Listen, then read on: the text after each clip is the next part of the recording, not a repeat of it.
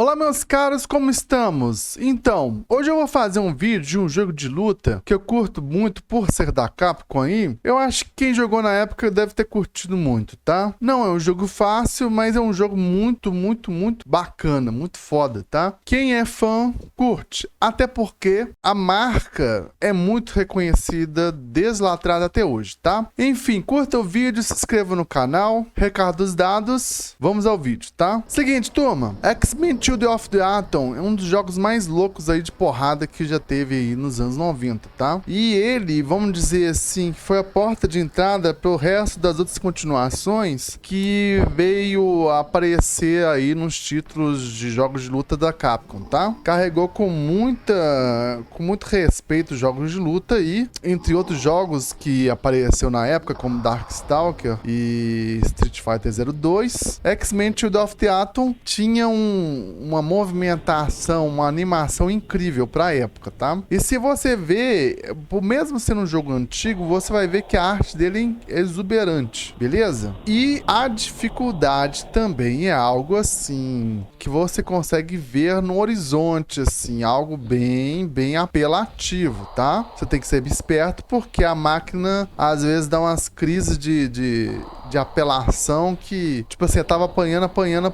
Se você der um vacilo, ela pega e vira o jogo, tá bom? Enfim, turma, quando o jogo é difícil, você já tem que escolher um cara bem apelativo, tá? E pro cara bem apelativo que eu escolhi aqui pro jogo, por incrível que pareça, é o Colossus e não o Wolverine, tá? A força aqui do Colossus, assim, é estratosférica, cara. Porque, assim, se pegar no balão, dá muito dano. E outra coisa, você consegue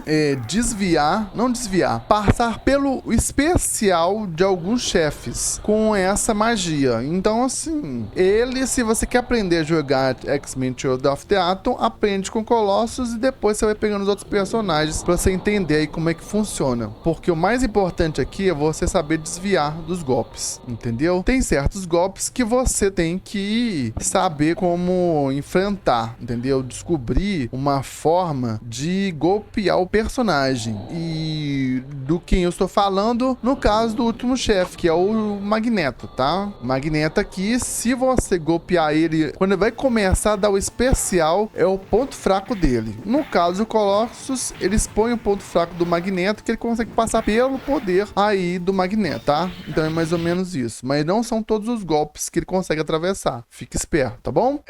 Pensando nisso, a gente vai ter aí umas coleções de personagens como Wolverine, Tempestade, Ciclope, Psylocke, o próprio Colossus. Os vilões são o Samurai de Prata, como é que chama? Spiral, o Omega Red e o Sentinela. Muito foda, por sinal. O Sentinela aqui é um dos personagens mais estilosos, assim, tem no jogo. Muito foda, tá? Enfim, gente. Então, os personagens que você vai enfrentar aqui, a maioria deles tem counter-attacks. E tem, tipo assim, golpes que você não consegue acertar. E outros golpes que, vamos dizer, é o ponto fraco do personagem. Cada personagem vai ter um ponto fraco, entendeu? Geralmente, por exemplo, a Psylocke, ela aceita rasteira, entendeu? O Homem de Gelo, golpes na cabeça, entendeu? E mais ou menos isso, tá? E você vai descobrindo aí, cada personagem tem uma certa vulnerabilidade aí, beleza? Ok. Os mais interessantes aí que você vai enfrentar, que não são fáceis quando você tá jogando com Colossus, se caso você pegar nos últimos níveis aí, você vai passar por uma dificuldade danada, que é o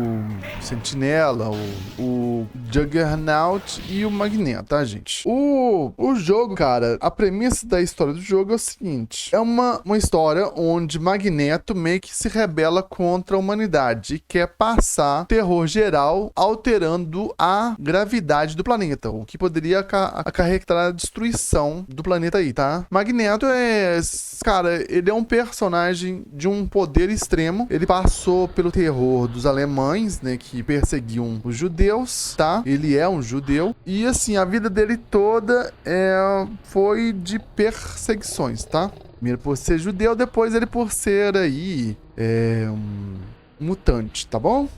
Xavier tenta dialogar com o Magneto, não consegue, e aí o que acontece?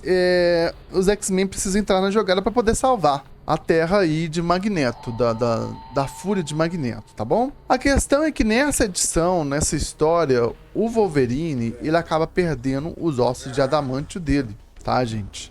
Então, o Wolverine passa um mal bocado, entendeu?